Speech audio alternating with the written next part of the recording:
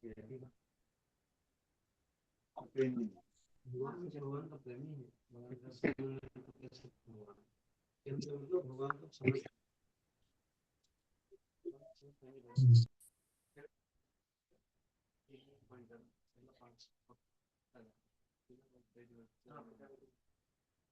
भगवान का प्रेम आश्रम जैसे शादी करते हैं शादी करने में कोई प्रेम नहीं होता, एक दूसरे को बाई फोर्स सेवा करते करते करते करते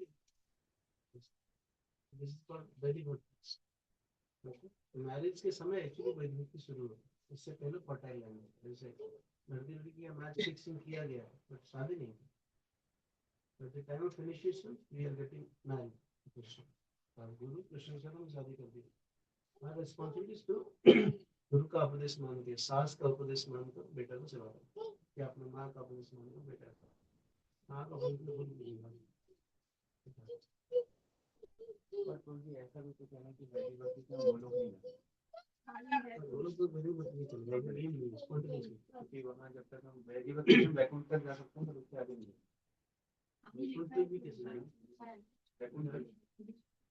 ठीक है, थैंक यू। यश ऐश्वर्य ज्ञाने ते सब जगत मिश्रित,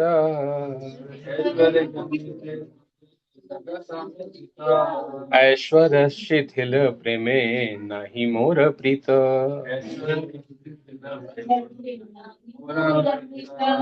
भगवान कह रहे मेरे ऐश्वर्य को जानते हुए सारा संसार मुझे भय और सम्मान की दृष्टि से देखता है, किंतु मेरे सम्मान में शिथिल हुई भक्ति मुझे आकृष्ट नहीं करती, है ना। अवे एंड वेनिट्रेशन, यहाँ पे दो टर्म आए हुए हैं, इनका मतलब है कि मुझे भय और सम्मान, है ना। तो ये प्रभाव नहीं डालता है ना। इस प्रकार से भक्ति जो है भगवान को कभी भी आकृष्ट नहीं करती। तो भगवान भी सुपर इंटेलिजेंट है और भगवान का भक्त जो है वो भी सुपर इंटेलिजेंट है, इसलिए उसे पता है कि क्या करना है ना। तो ही tried to develop the love.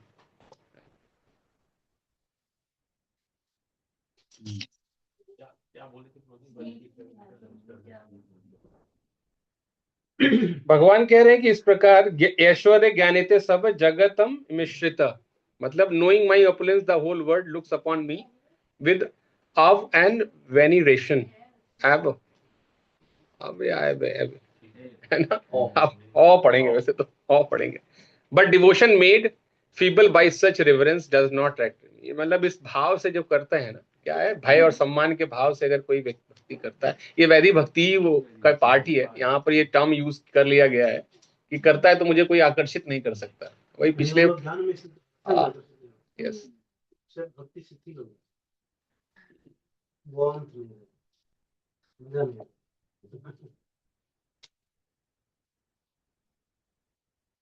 तो भगवान इसमें परपट भी बहुत बढ़िया लिखा हुआ है कि भगवान की उत्कृष्ट महिमाओं को समझने से अधिक ध्यान देने से भगवान के साथ व्यक्तिगत प्रेम व्यवहार स्थापित करने के अवसर कम हो जाते हैं। लास्ट पैराग्राफ है, जो लास्ट पैराग्राफ है परपट का, उसमें आप देखिए, है ना। अभी इसका नेक्स्ट श्लोक 17 नंबर श्लोक है। ऐश्वर्य ज्ञाने विधि भजन करिया,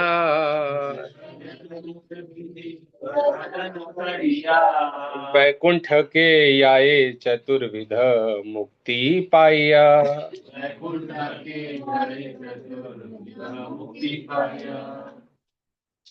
भय तथा सम्मान में ऐसी वैदिक भक्ति करके मनुष्य वैकुंठ जा सकता है और 4 प्रकार की मुक्ति प्राप्त कर सकता है। तो अभी वैकुंठ पहुंच रहा है, गोलोक नहीं पहुंचेगा, है ना। तो 4 प्रकार की मुक्ति। अब ये श्लोका नंबर जो है 18, सृष्टि सारूप आर समीप सालोक्य,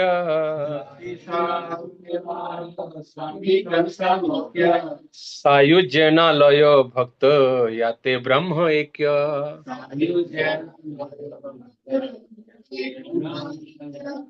तो ये जो 4 है मुक्तियां, है ना। सृष्टि मतलब भगवान के तरीके से ही जो ऐश्वर्य है उसको मिलता है, उसको सृष्टि सारष्टी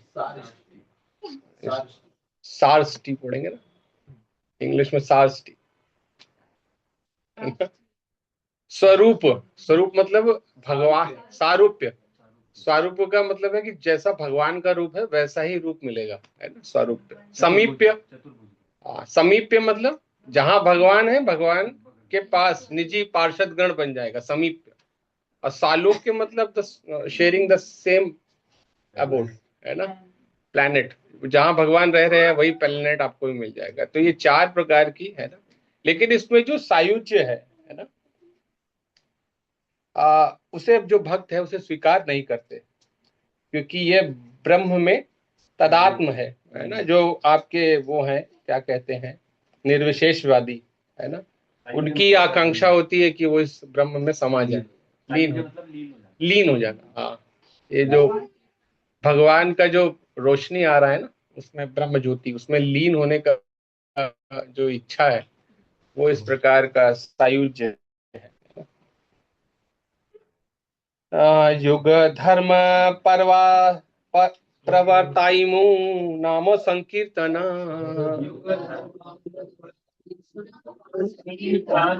चारी भाव भक्ति दिया नाचामु भुवन।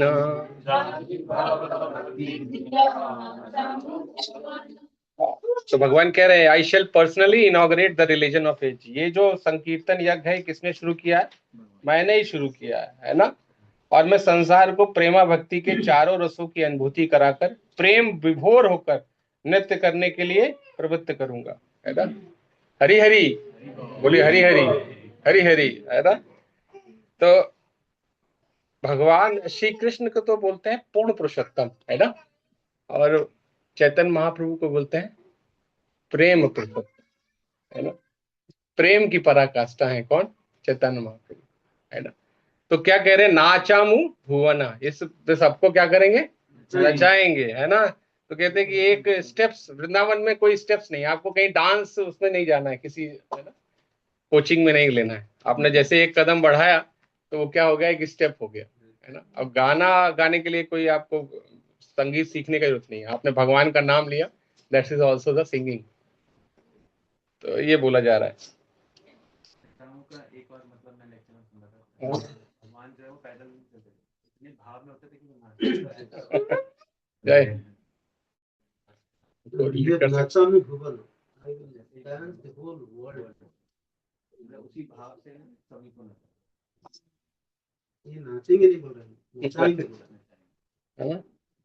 4 भाव होती है, इससे पहले 4 भाव बताया।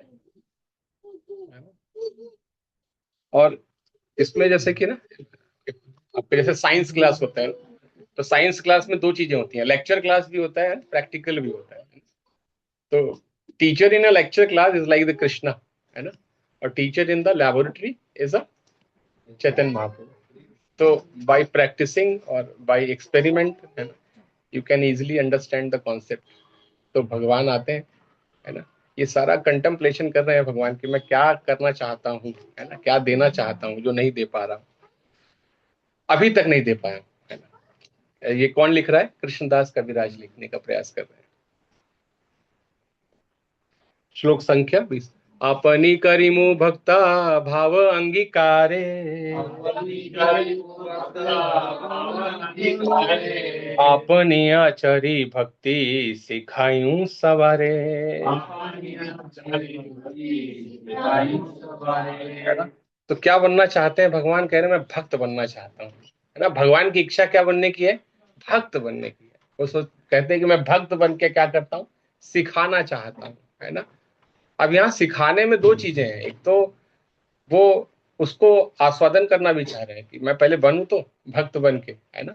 और इसलिए जब चैतन्य महाप्रभु आते हैं ना, तो चैतन्य महाप्रभु अपने आप को रिवील नहीं करते हैं, लेकिन उनके जो पार्षद गण हैं वो रिवील करते हैं चैतन्य महाप्रभु को। चैतन्य महाप्रभु अपने आप को छन्न रखते हैं, है ना। लेकिन भक्त जो है उनके रूप गुण और लीलाओं के माध्यम से उनको क्या करते हैं? एक्सपोज करते हैं कि now he is a Krishna, है ना, भगवान स्वयं ये है। 21। आपने न कैले धर्म सिखान न आय,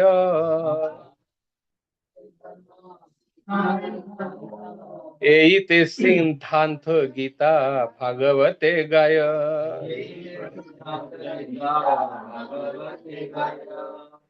जब तक कोई स्वयं भक्ति का अभ्यास नहीं करता तब तक वह दूसरों की इसकी शिक्षा नहीं दे सकता। इस निष्कर्ष वस्तुतः पूरी गीता और भागवतम में हुई है ना। तो भगवान आ रहे हैं, तो भगवान क्या कहते हैं इसके श्लोक में, यदा यदा हि धर्मस्य ग्लानिर्भवति भारत अभ्युत्थानम अधर्मस्य तदात्मानं सृजामि परित्राणाय साधूनां विनाशाय च दुष्कृतां धर्म संस्थापनार्थाय संभवामि युगे युगे। है ना, इसी में यद यद आचरति श्रेष्ठा तद तदेव तरोजना सायत परंपरां कुरुते लोकस्तत् अनुवर्तते। 25। ये सब बात है। तो यहाँ पर कृष्णदास कविराज क्या करें और शास्त्रों का को बेस बना रहे कि भगवान देखिए किस तरीके से भगवान कहते हैं कि वो आते हैं, है ना। लेकिन पहले कहा कि भगवान कहते तो है यदा यदा धर्म से, लेकिन आते कब है, आते कब है। ओरिजिनल भगवान जो है वो 4 7 जो मैं बताने जा रहा हूँ, ओरिजिनल भगवान कब आते हैं। हाँ, 7वें मनवंतर के 28वें चतुर्युग के द्वापर में ओरिजिनल कृष्ण आते हैं, और उसके नेक्स्ट कलयुग में चैतन्य महाप्रभु आते हैं। हाँ, और उसके बाद के कलयुग में पता नहीं हम लोग भी आते होंगे, तो जी हम लोग भी आएंगे।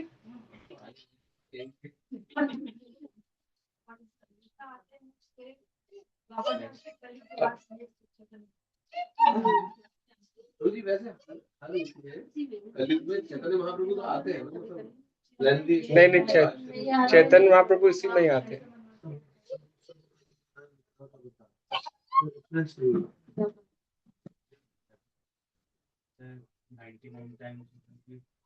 सतयुग के बाद द्वापर युग आता है, और एक बार ऐसा होता है सतयुग के बाद त्रेता, फिर द्वापर, फिर कलयुग, जिसमें कृष्ण भगवान आता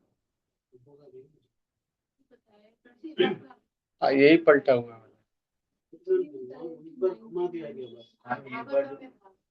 जो मतलब उसमें आता, उसी में चैतन्य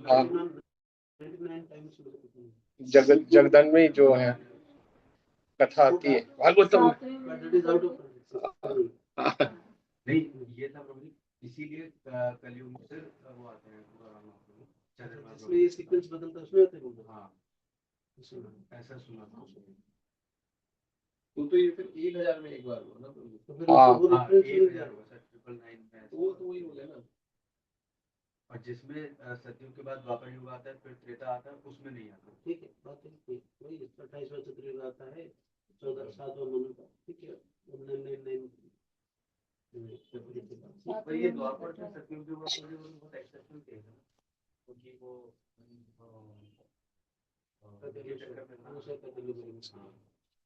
तो ऐसा बार बार रिपीट पता नहीं है, चेंज बात है, ठीक है।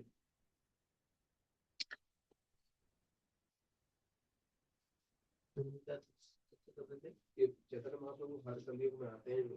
हाँ, but there is no reference है, इसी बहुत सारे वक्त में पूछा मैंने, और एक ही रेफरेंस मिलता है, सब कलयुग नहीं जो द्वारा बता, कहीं शास्त्र में रेफरेंस नहीं कि द्वारा महाप्रभु 28वां चतुर्युग से आपका मनन करने आते हैं। इसके सिवा दूसरे कलयुग में कौन आते हैं?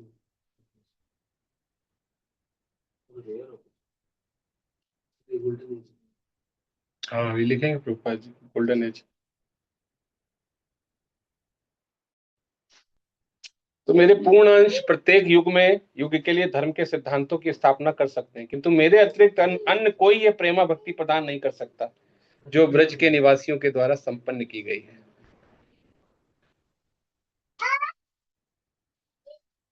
ये 27वां श्लोक का जो है, ये बिलोमंगल ठाकुर ने लिखा है, अपने लघु भागवतामृत से लिया गया है। है ना। सत्वावतार बहो पंकज नाभस्य सर्वतो भद्रा।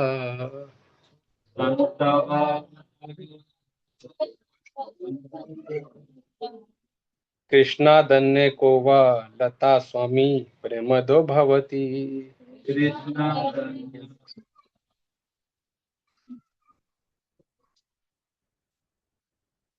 तो बिलो मंगल ठाकुर लिख रहे हैं, हो सकता है कि भगवान के सर्व कल्याणकारी अनेक अवतार हों, किंतु श्री कृष्ण के अतिरिक्त ऐसा कौन है जो शरणागतों को भगवत प्रेम प्रदान कर सके। हे बाबा, है ना। बहुत सारे हैं अवतार, लेकिन कृपा प्रेम कौन दे रहा है? भगवान श्री कृष्ण। ताहते आपन भक्त गण करी संगे, पृथ्वी ते अवतरी करिमु नाना रंगे।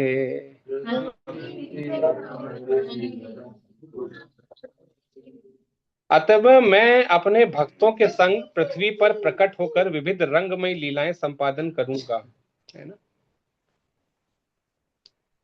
एत भावी कलिकाले प्रथम संध्याया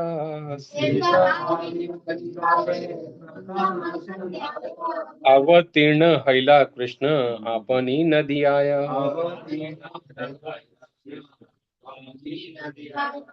इस प्रकार सोचते हुए स्वयं भगवान श्री कृष्ण कलयुग के आरंभ में नदिया में अवतरित हुए हैं। हरि हरि हरि बोल। तो यहाँ पर लिख रहे हैं तात्पर्य में कि जो प्रथम संध्या, इसमें जो कह रहे हैं कि एक युग जो है 12 संध्या में डिवाइडेड होता है। जब भी एक युग आता है उसमें 12 संध्या होती है। जो फर्स्ट पार्ट होता है उसको प्रथम संध्या कहा जाता है, और जो 12वां पार्ट होता है उसको बोला जाता है शेष संध्या। ठीक है।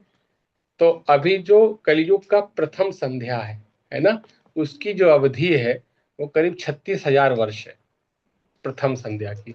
तो जो चैतन्य महाप्रभु हैं वो प्रथम संध्या में ही आए हैं, है ना। तो प्रथम संध्या में कितने वर्ष बीत जाने के बाद आए हैं? कुछ 4,586 वर्ष बीत जाने के बाद कौन आए हैं? चैतन्य महाप्रभु, है ना। तो उनकी जो बताई हुई शिक्षाएं हैं वो कब तक रहेंगी? प्रथम संध्या तक रहेंगी, है ना, जब तक है फर्स्ट संध्या। हाँ।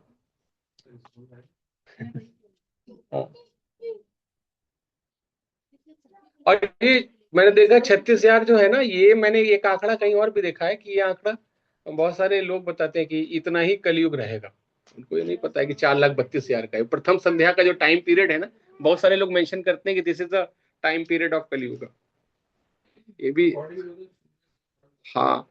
ये जो सूर्य सिद्धांत है आपको पता है, ये आगे मैं पहले बताना भूल गया, ये सूर्य सिद्धांत पता है हमको किसने दिया? हाँ, भक्ति सिद्धांत सरस्वती। मैं इसके बहुत थे, उन्होंने ये सारा मैनिपुलेट, मेरा पैर टेढ़ा हो गया। एस्ट्रोलॉजर थे उनको, है ना। उनको उसका वो मिला था, मतलब खगोलीय जो जो स्पेस जो होता है, एस्ट्रोनॉमी बोलते हैं, क्या बोलते हैं, इसका जो नॉलेज था उनको बहुत एक्यूरेट था। तो उन्होंने क्या किया, उसको बंगाली में लिखा था, ट्रांसलेट किया था, फिर उसके लेवल पे जो फिर उन्हें सूर्य सिद्धांत के साथ भक्ति सिद्धांत का उपाधि दिया गया, है ना। और जब बुक लिखा है तो उनका नाम है विमल प्रकाश दत्त, लेकिन बाद में वही भक्ति सिद्धांत सरस्वती मानते हैं। जब संन्यास ले जाते हैं तो ही बिकम गोस्वामी, फिर उनको गोस्वामी का पद मिलता है। गंगा प्रसाद ने 12 साल में सूर्य सिद्धांत लिखा, उसको एक्सप्लेन किया, तो उनको विज्ञान समाज में उनको सिद्धांत सरस्वती का सिद्धांत सिद्धांत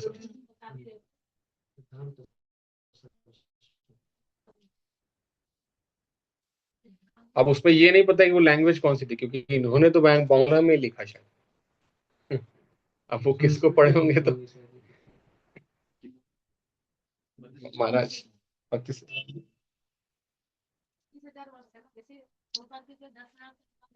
हाँ,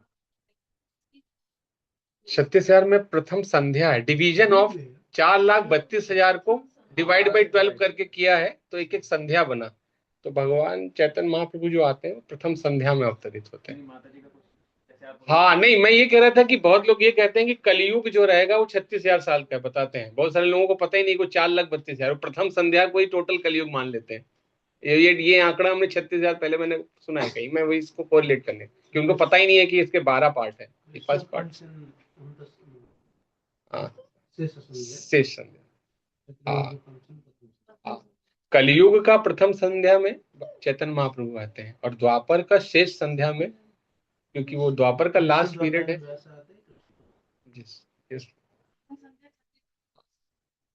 कोई भी संध्या 36,000 एवरी संध्या डिवाइड, ठीक है। लेकिन जो द्वापर की संध्या होगी उसका ड्यूरेशन तो ज्यादा होगा ना, उसका बहुत हाँ बिल्कुल सही बात तो संध्या ज्यादा होगी 12 में तो डिवाइड करना है ना, मल्टीप्ल डिवाइड हो सकता है। नहीं इसमें लिखा है ना Prabhu ji, according to the calculation the age is divided into the 12 parts. 12 तो हर युग को 12 पार्ट्स में डिवाइड किया जा रहा है। The first 12 of these 12 division is called Pratham. The Pratham and the Shesh Sandhya. Hari Hari. The last division. भगवान आ रहे हैं। चैतन्य सिंहेर नव दीपे अवतार, सिंह ग्रीव सिंह वीर सिंहेर हुंकार।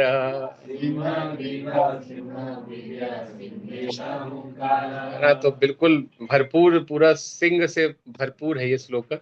भगवान चैतन्य का जो पूरा मतलब कंपैरिजन है, बिल्कुल एक सिंह की तरह बताया गया है ना। और सिंह ही चाहिए, क्योंकि 31 श्लोक में हमको इसका समझ में आएगा इस सिंह के। से ही सिंह वत्सु जीवे हृदय कंदरे,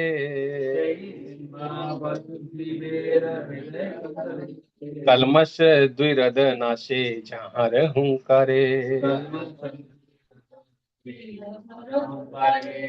है ना। तो बता रहे हैं कि वह सिंह प्रत्येक जीव के हृदय के भीतर आसीन हो, इस प्रकार अपनी गर्जना से मनुष्य के हाँसी जैसे पापों को क्या करते हैं, दूर करें। तो यहाँ बताया जा रहा है कि जो हमारे अनर्था हैं उनका जो कंपैरिजन है लाइक हाथी, कितने सारे हैं, है ना। और जो उसको दूर करने वाले हैं वो कौन है, चैतन्य महाप्रभु। तो जब सिंह की गर्जना होती है ना, तो हाथी भी क्या करता है, भागता है। तो उस प्रकार से हमारे हृदय के अनर्थों को जाने के लिए, निकालने के लिए क्या चाहिए, चैतन्य महाप्रभु की गर्जना, क्योंकि इतने सारे अनर्थ आज हमारे हृदय में है। और भी पॉइंट लिखा है तो अभी तो उसमें ट्रांसलेशन नहीं है। कंदरे भी हृदय कंदरे, हाँ, हृदय कंदरा है उसमें सिंह की मतलब रह सकती है, उसमें ट्रांसलेशन है नहीं हृदय नहीं, सिंह हमेशा कंदर में ही रहता है। हाँ मतलब कंदरे में सिंह जो है वहाँ पर लीड कर सकता है।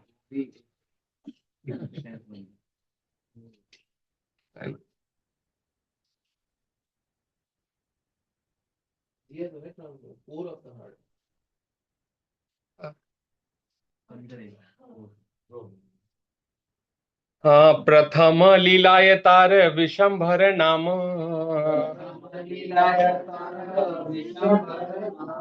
भक्ति रसे भरिल धरिल भूत ग्राम।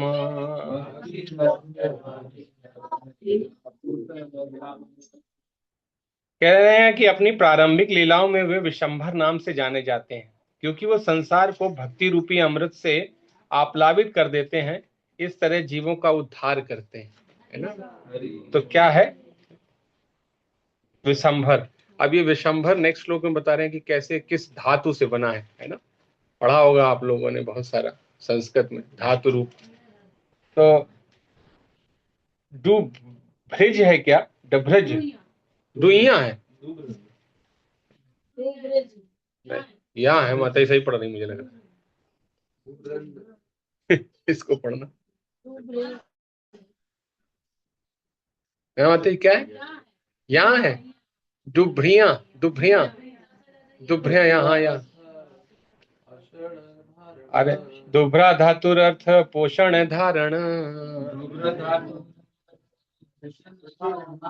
पोषिल धरिल प्रेम दिया त्रिभुवन।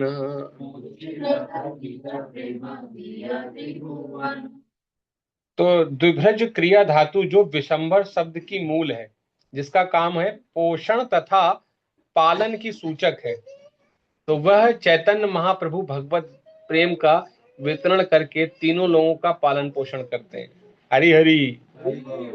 तो देख रहे हैं ये जो क्रिया जो आया है, ये बता रहा है कि ये जैसे जो है ये किसका मूल है, ये root of the word Vishambhar, Vishambhar का रूट है, जिसका मतलब होता है क्या करना, नर्चरिंग और मेंटेनिंग करना, पोषण देना और रूट का रूट खाते हैं शब्द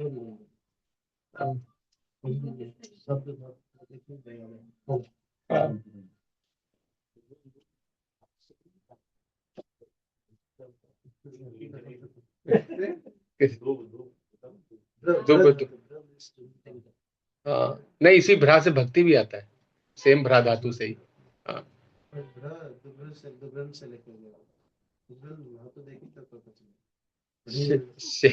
शेष लीलाए धरे नाम श्री कृष्ण चैतन्य।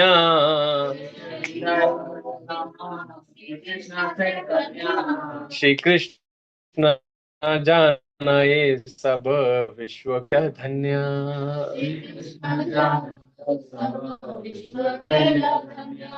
अपनी अंतिम लीलाओं में वे भगवान श्री कृष्ण चैतन्य के नाम से विख्यात हैं और वे भगवान श्री कृष्ण के नाम तथा महिमा के बारे में शिक्षा देकर सारे संसार को आशीर्वाद प्रदान करते हैं।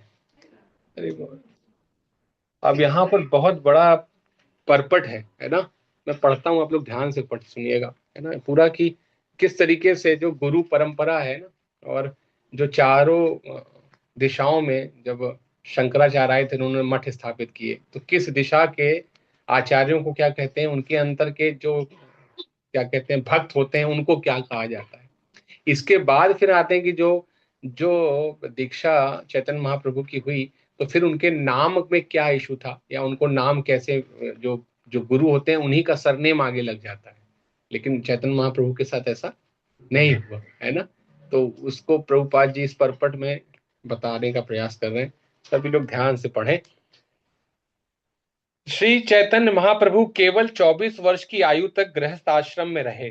तत्पश्चात वे संन्यास आश्रम में प्रविष्ट हुए और 48 वर्ष की आयु में तक इस भौतिक जगत में प्रकट रूप में रहे। अतएव उनके कार्यों का अंतिम अंश शेष लीला 24 वर्षों तक रहा। कुछ तथाकथित वैष्णव का कहना है कि वैष्णव संप्रदाय में श्री चैतन्य महाप्रभु के आने तक संन्यास नहीं लिया जाता था। ये बहुत बुद्धिमानी वाला प्रस्ताव नहीं है।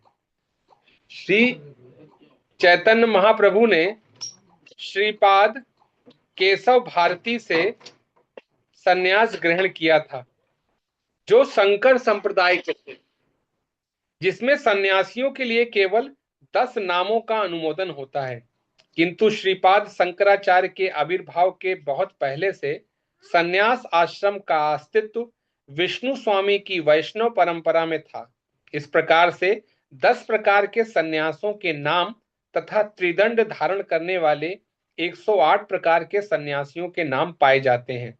इसकी संपुष्टि वैदिक नियमों द्वारा होती है। अतएव शंकराचार्य के आविर्भाव के पहले भी वैष्णव सन्यास का अस्तित्व था, किंतु वह जो वैष्णव सन्यास के बारे में कुछ भी नहीं जानते, व्यर्थ ही ये घोषित करते हैं कि वैष्णव संप्रदाय में सन्यास नहीं है। श्री चैतन्य महाप्रभु के काल में समाज में शंकराचार्य का अत्यधिक प्रभाव था। लोग सोचते थे कि सन्यास केवल शंकराचार्य की परंपरा में ही ग्रहण किया जा सकता था। श्री चैतन्य महाप्रभु चाहते तो गृहस्थ बने रहकर भी प्रचार के कार्यों को संपन्न करते रहते, किंतु उन्होंने देखा कि गृहस्थ जीवन उनके उद्देश्य में बाधक है। अतएव उन्होंने संन्यास ग्रहण करने का निश्चय किया। चूंकि उनके संन्यास ग्रहण करने का उद्देश्य जनता का ध्यान आकृष्ट करना ही था, अतएव सामाजिक प्रथा को किसी प्रकार से विचलित न करने की इच्छा से उन्होंने शंकराचार्य की परंपरा में एक सन्यासी से संन्यास दीक्षा ली। यद्यपि वैष्णव संप्रदाय में भी संन्यास दिया जाता था।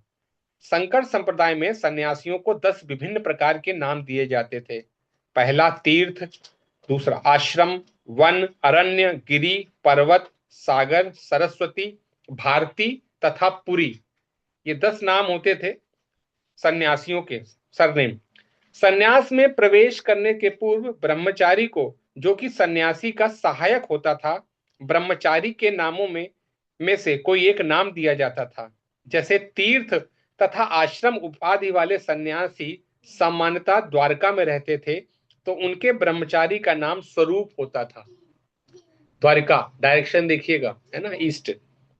वन तथा अरण्य नामक सन्यासी पुरुषोत्तम या जगन्नाथपुरी में रहते थे, तो उनके ब्रह्मचारी का नाम प्रकाश होता था। गिरी, पर्वत तथा सागर उपाधि वाले सामान्यतः बद्रिक आश्रम में रहते थे, तो उनके ब्रह्मचारी का नाम आनंद होता है। सरस्वती, भारती तथा पुरी उपाधि वाले सामान्यतः दक्षिण भारत में श्रृंगेरी में रहते हैं, तो उनके ब्रह्मचारी का नाम चैतन्य होता है ना। हाँ, उनको इन 4 अलग अलग नाम से जाना जाता था। असिस्टेंट भी है। हाँ, श्रीपाद शंकराचार्य ने भारत में चारों दिशाओं उत्तर, दक्षिण, पूर्व तथा पश्चिम में 4 मठ स्थापित किए। इन्हें अपने 4 सन्यासी शिष्यों को सौंप दिया। अब इन 4 मुख्य मठों के अंतर्गत मठों की सैकड़ों शाखाएं हैं, और यद्यपि उनमें औपचारिक एकरूपता है, किंतु उनकी कार्यप्रणाली में बहुत अंतर है। इन मठों के 4 विभिन्न संप्रदाय आनंदवार, भोगवार, कीटवार तथा भूमियार के नाम से विख्यात हैं। कालक्रम में इनके विभिन्न विचारों तथा नारों का विकास हुआ। परंपरा के नियमानुसार शंकर संप्रदाय में संन्यास आश्रम में प्रवेश करने के इच्छुक व्यक्ति को पहले एक प्रमाणिक सन्यासी के अधीन ब्रह्मचारी के रूप में प्रशिक्षण लेना होता है। ब्रह्मचारी का नाम उस समूह के अनुसार निश्चित होता है जिस प्रकार वह सन्यासी होता है। श्री चैतन्य ने केशव भारती से संन्यास दीक्षा ली। जब वे सर्वप्रथम केशव भारती के पास गए तो उन्हें ब्रह्मचारी के रूप में स्वीकार किया गया। तब उनका नाम श्री कृष्ण चैतन्य ब्रह्मचारी रखा गया। ये चैतन्य महाप्रभु का नाम है। जब वो ब्रह्मचारी संन्यास ग्रहण कर लेने के बाद उन्होंने कृष्ण चैतन्य नाम रखना पसंद किया। गुरु शिष्य परंपरा के महान आचार्यों ने यह नहीं बतलाया कि चैतन्य महाप्रभु ने भारती से संन्यास लेने के बाद अपने नाम के साथ भारती क्यों नहीं लगाया। श्रीला भक्ति सिद्धांत सरस्वती गोस्वामी महाराज ने स्वयं आगे आकर इसके विषय में व्याख्या दी है कि शंकर संप्रदाय का सन्यासी यह सोचता है कि वह सर्वोपरि बन गया है।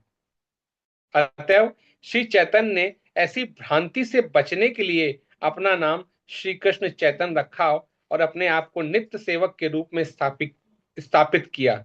ब्रह्मचारी से आशा की जाती है कि वह गुरु की सेवा करेगा, अतएव उन्होंने अपने गुरु की सेवा को अस्वीकार नहीं किया। ऐसे पद को स्वीकार करना शिष्य तथा गुरु के पारस्परिक संबंध के अनुकूल है। प्रामाणिक जीवनियों में यह भी उल्लेख मिलता है कि भगवान श्री चैतन्य ने संन्यास ग्रहण करते समय दंड तथा भिक्षा पात्र धारण किया, जो संन्यास आश्रम के प्रतीक हैं। हरि हरि।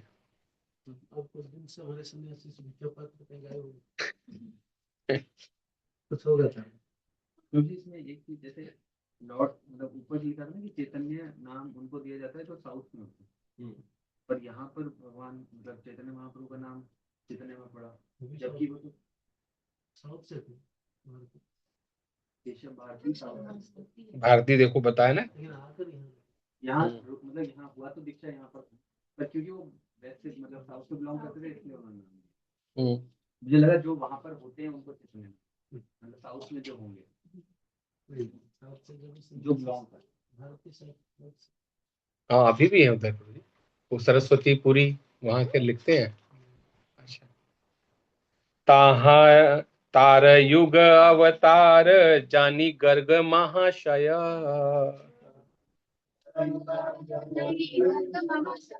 कृष्ण नाम करणे करिया छे निर्णय।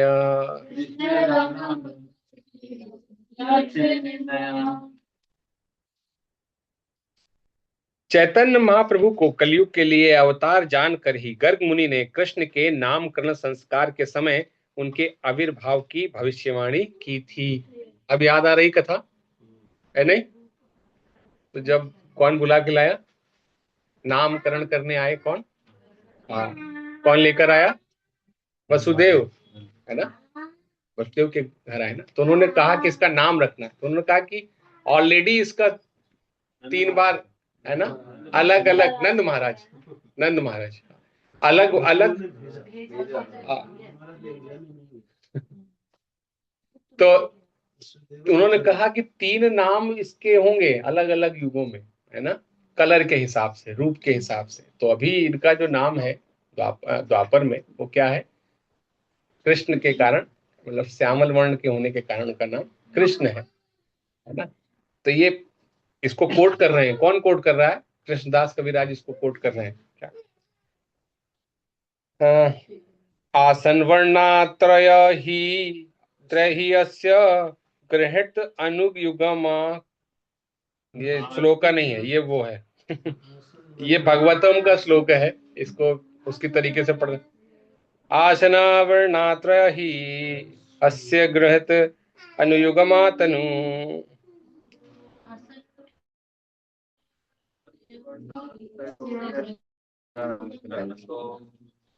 शुक्ल रक्त तथा पीत इदानीं कृष्णताम गता।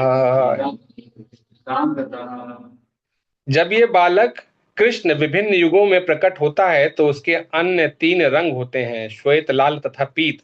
इस समय यह दिव्य श्याम रंग में प्रकट हुआ है ना? तो ये श्लोका जो भागवतम के 10वें स्कंद के 8वें अध्याय के 13वें श्लोक है ना, से कोट किया गया है। शुक्ल रक्त पीत वर्ण ये ही 3 धृति,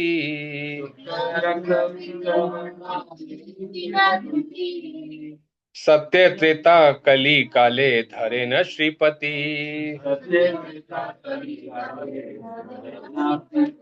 तो बता रहे हैं कि ये श्वेत, लाल तथा प्रीत, ये 3 शारीरिक कांतियां हैं जिन्हें लक्ष्मी देव के पति, है ना, श्रीपति कहा जा रहा है। लक्ष्मी देव के पति भगवान क्रमशः सत्य, त्रेता तथा कलयुग में धारण करते हैं। इदानीं द्वापरे तिहो हैला कृष्ण वर्ण,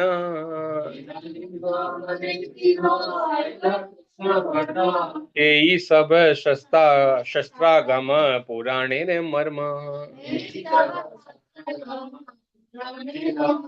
अब द्वापर युग में भगवान श्याम रंग लेकर अवतरित हुए थे। इस संदर्भ में पुराणों तथा अन्य वैदिक ग्रंथों के कथनों का यही सार है ना? द्वापरे भगवान श्याम, हाँ श्लोका है माता जी, पढ़िए। द्वापरे भगवान श्याम, पढ़िए। द्वापरे भगवान श्याम पीतवासा निजायुध पीत।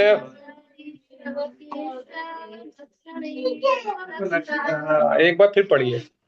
द्वापरे भगवान श्याम पीतवासा निजायुधा सेवसाद अभिधि अंगेश लक्षणे उपलक्षिता।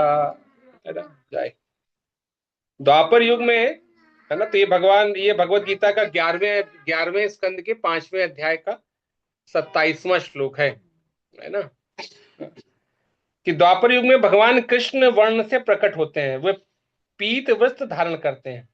वर्ण जो है वो कृष्ण है, वस्त्र उनके पीत है ना, येलो है।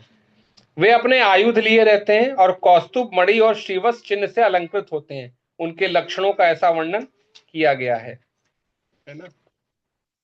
कली युगे युग धर्म नामेर प्रचार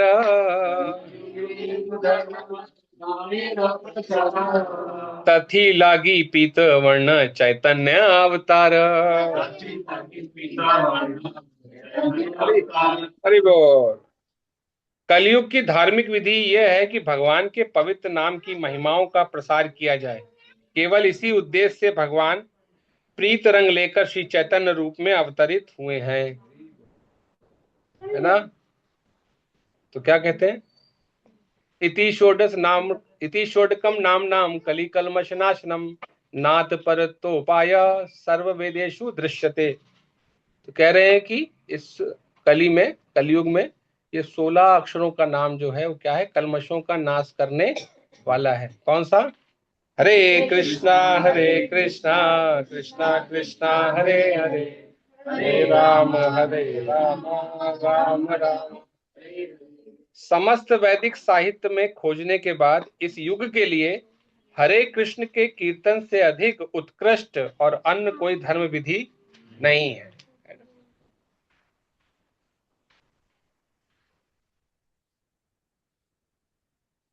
तप्त हेम सम कांति प्रकांड शरीर, नव मेघ जिनी कंठ ध्वनि गंभीर। उनके विस्तृत शरीर की कांति पिघले सोने के समान है। उनकी गंभीर वाणी नए उमड़े बादलों की गर्जना को परास्त करने वाली है ना? किसकी चर्चा हो रही है? चैतन्य महाप्रभु की। हरि बोल। दैघ विस्तारे ही अपोनारो हाथो, चारी हस्त है महापुरुष विख्यात। जो व्यक्ति अपने हाथ से 4 हाथ ऊंचा और इतना ही चौड़ा होता है तो वो महापुरुष कहलाता है ना? अजानु लंबित भुजौ कनकावदातौ, संकीर्तनौ पितरौ कमलायदाक्षौ, विशंभरौ द्विजवरौ धर्मपालौ, वंदे जगत प्रिय करौ करुणावतारो। है ना? वंदे जगत प्रिय करो करुणावतारो। है ना? महाप्रभु की चर्चा हो रही है। तो यहाँ पर एक शब्द आया है 42 के बाद 43 में, क्या? नय ग्रोह परिमंडल हयतार नाम। नय ग्रोध नय ग्रोध परिमंडल चनु चैतन्य गुण धाम।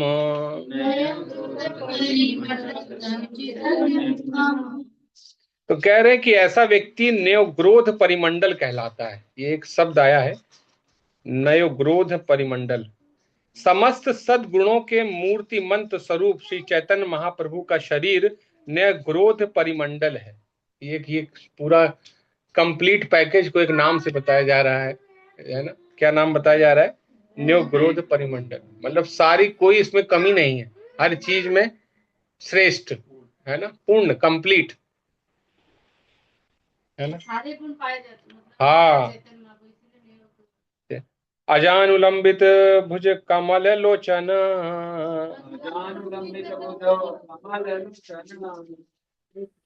तीन फुल जिनी नासा सुधांशु वदन।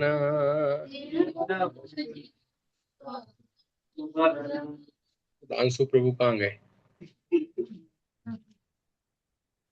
उनकी भुजाएं इतनी लंबी हैं कि वे उनके घुटनों तक पहुंचती हैं। उनकी आंखें कमलों के फूल के समान हैं। उनकी नासिका तिल के फूल के और उनका मुखमंडल चंद्रमा के समान सुंदर है ना? अभी हमने जो श्लोक पढ़ा था वो भी। शांत दांत कृष्ण भक्ति निष्ठा पारायण, भक्त वत्सल सुशील सर्वभूते सम।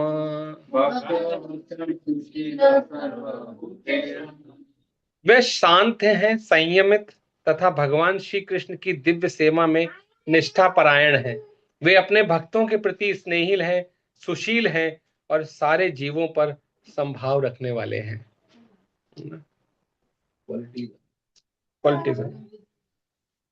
चंदनेर अंगद बाला चंदन भूषण,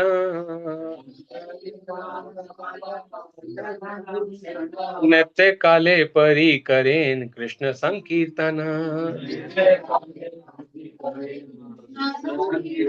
तो वो चंदन के बने कंगनों और बाजू बंधुओं से विभूषित हैं और वे चंदन के लेप से मंडित हैं। वे श्री कृष्ण संकीर्तन में नृत्य करने के उद्देश्य से ही यह आभूषण धारण करते हैं। हरे हरे।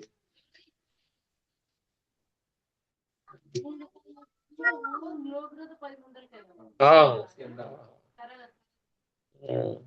यही सब गुणो लैया मुनि वैशंपायन। यही सब गुण लया सहस्त्र नामे कैला तार नाम गणन तार नाम गणन। श्री चैतन्य महाप्रभु के इन सारे गुणों को लिपिबद्ध करते हुए मुनि वैशंपायन ने विष्णु सहस्त्र नाम में उनका नाम सम्मिलित कर दिया है ना। देखिए ये कौन है वैशंपायन मुनि? हाँ, ये व्यासदेव हैं। कौन है? व्यासदेव हैं। और व्यासदेव क्या कह रहे हैं? इन सब गुणों के कारण वो कहाँ है? शास्त्रों में आ जाते हैं। विष्णु सहस्त्र नाम कहते हैं, विष्णु के 1000 नाम। तो भगवान का ये नाम भी वही है ना। तो जैसे कोई ब्लेम करे या क्लेम करे तो आप कह सकते हैं कि जो विष्णु सहस्त्र नाम है उसमें ऑलरेडी है भगवान का नाम, है ना। तो भगवान इज लास्ट श्लोक है बस। द्विलीला चैतन्य आदि आरो शेष।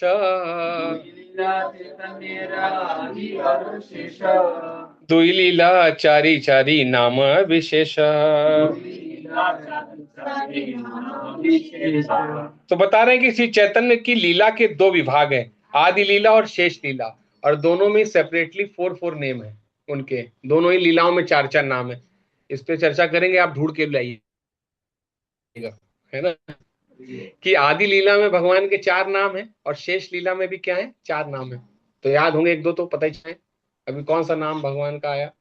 विशंभर आया, है ना। Very good. और क्या आया? ये तो शेष लीला में आएगा ना। और क्या? निमा। और भगवान का नाम और क्या रखा गया था? गौरांग भी हो, गौरांग है नहीं, गौरांग आएगा शुरुआत से। भगवान वैसा ही है ना? ठीक है, ठीक है, ठीक है। तो एक रह गया श्लोक 49 है। ये श्लोक क्या है? ये तो मुझे लग रहा है कि आ रहा। सुवर्ण वर्णो हेमांग वरांगर चंदनांगदी संन्यास कृत शम शांत निष्ठा शांति पारायण। अपनी आदि लीला में वह सुनहरे अंग वाले गृहस्थ के रूप में प्रकट होते हैं। उनके अंग प्रत्यंग सुंदर तथा उनका चंदन लेपित शरीर पिघले सोने जैसा लगता है। शेष लीला में वह संन्यास ग्रहण करते हैं और वे संभाव वाले तथा शांत रहते हैं। वे शांति तथा भक्ति के सर्वोच्च धाम हैं, क्योंकि वो निर्विशेषवादी भक्तों को चुप करा देते हैं। ठीक है, जय हरि हरि। जगत गुरु श्रील प्रभुपाद की जय। ग्रंथराज श्री चैतन्य चरितामृत की श्री कृष्णदास कविराज की जय। गौर प्रेमानंद हरि हरि।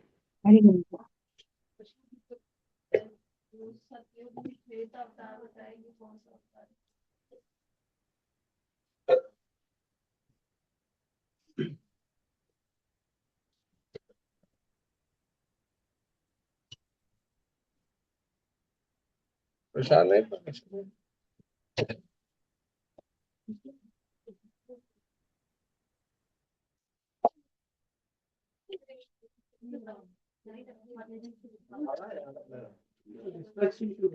हाँ, माता जी ने कहा जो व्हाइट कलर में बोल रहे हैं तो भगवान का कौन सा? हाँ, वामन होता। वामन पेट भरा रक्त भरा वो भरा है।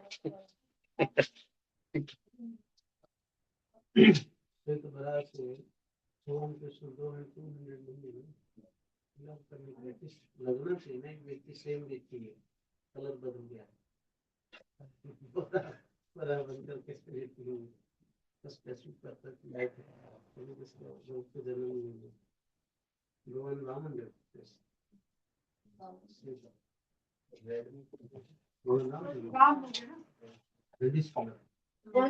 इसको एक्सप्लेन किया था बहुत दिन पहले। जब ब्लड एग्जाम पे जम जाता है ग्रीन बन जाता है। ग्रीन नीला नहीं, ग्रीन नीली से वैसे ही पड़ता है। ग्रीन कलर का देखिए भगवान रामचंद्र का ग्रीन है, रक्त वर्णन है। वो कलर नहीं है।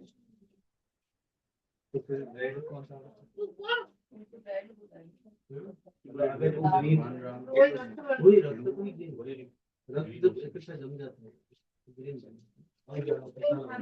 ये जो उसने किया, अपने से बोलते हैं कि रक्त और हाँ जैसे पढ़ो तो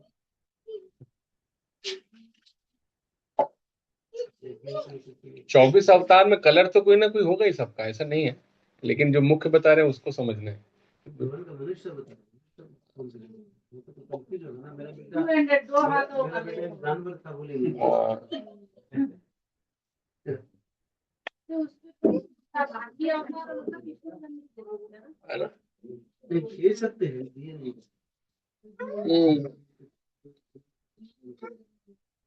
अभी तक दिया नहीं, अनारोपित है, कोई दिया नहीं अभी तक।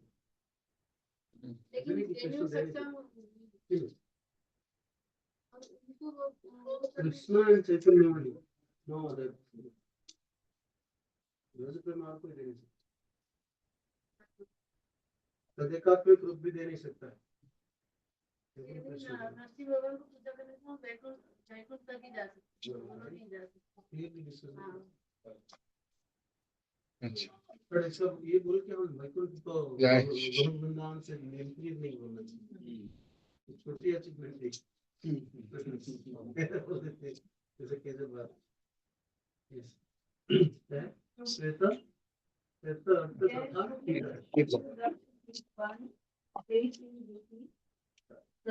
भगवान को बताएगा। हाँ। इससे पिछला श्लोक होगा श्वेता रथ तथा सता पीता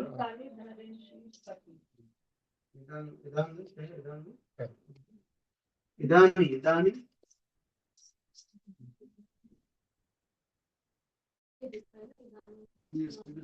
एक्चुअली रीजनल रूट कोई है जैसे तथा पीता कृष्ण अभी ये व्यक्ति काला बन रहा है, काला बन रहा है इदानी अभी ये काला है। पिछले 3 युग में मतलब ये तो चक्र है ये। अब जो बोलेंगे तो सभी बना नहीं है जैसे युग चक्र। यहाँ कंफ्यूजन होता है, युग चक्र है तो प्रीवियस कली में भी आए होंगे, ऐसा नहीं है। पिछले 3 युग में 3 कलर में आए। दिस इज द एविडेंस जो भागवतम बताते हैं, गर्गाचार्य बताते हैं, यही व्यक्ति परम होता है। माता जी माइक प्रभु जी को दीजिए ना, हम लोगों को सुनाई नहीं दे रहा।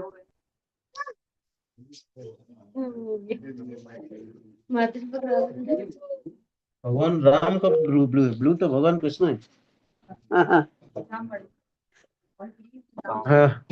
भगवान रामचंद्र श्यामल नव दुर्बादल, नव दुर्बादल, दुर्बादल मीन्स दुर्भ घास का कलर कैसा है, नया नया दुर्भ घास जो जीवित होता है वो भी गाढ़ा नव दुर्बादल है, नया दुर्भ घास आया है, उसमें जो कलर है वो भगवान रामचंद्र का कलर है।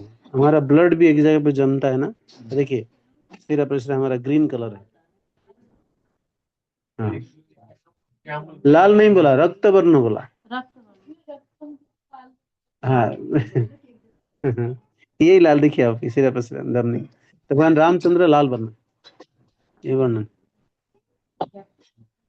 रक्त वर्ण, ठीक है ओके। भगवान जो है 28 वो होता है, कलयुग में जो है कृष्ण आते हैं, द्वापर में अवसर कलयुग में भगवान चैतन्य महाप्रभु। उससे पहले का जो चक्र होता है, माता जी मेरा एक प्रश्न है। उसमें उनको हरे पूछ कृष्ण लेने, प्रभु जी मेरा एक प्रश्न। वेट करिए इधर रागिनी आदम जी प्रश्न पूछ। इससे पहले जो युग कंप्लीट होता है साइकिल को, सतयुग द्वापर सतयुग त्रेता और द्वापर कलयुग, तो 4 जो बनता है। तो इसमें प्रभु जी जो बता रहे हैं कि श्वेत वर्ण आते हैं प्रभु जी और रक्त वर्ण आते हैं, तो ये यही आते रहते हैं। तो हाँ साइकिल है, चलता रहता ये चलता रहता है, हर बार आते हैं ना। तो कृष्ण जो है कलयुग में जो आते हैं प्रभु जी पर्सनली, तो उनसे पहले उनके अंश आते हैं। अभी तो भी बात होता है, कोई रेफरेंस नहीं है गौरांग महाप्रभु के समय प्रथम कली में कोई रेफरेंस नहीं है, बट कल्कि का रेफरेंस। कल्कि की बात करें, कल्कि तो आते कल की आते, अच्छा नहीं प्रभु जी, द्वापर की मैं बात कर द्वापर में कृष्ण आते, कृष्ण का अंश आता, क्या अनुसार? इसमें ब्रज लीला नहीं होता।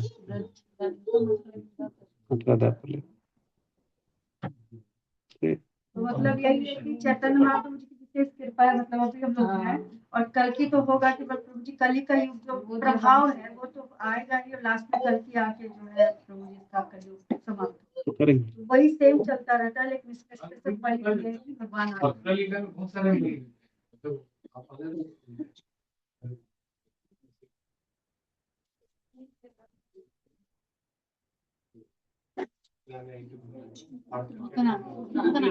उतना कि आप हर बार आए उसमें अलग अलग है कि उतना का हाइट इतना थी, उतना इतना लंबी थी, तो ये मतलब ये मथुरा लीला है। मथुरा लीला नहीं, ब्रज लीला में ही पुतना आएंगे। कि जैसे कि बाल में कृष्ण नहीं आते और ना ब्रज लीला होती है, और ऐसा वर्णन आता है कि हर बार लीला जो है वो अलग अलग रूप में बताई जाती है, और ऐसा बोला जाता है कि अलग अलग युग में भगवान आए तो अलग अलग लीला। युग चक्र, युग चक्र। तो अच्छा, बार बार जब भी कृष्ण आते हैं, जब भी ब्रज लीला होती है तो वो अलग रूप में,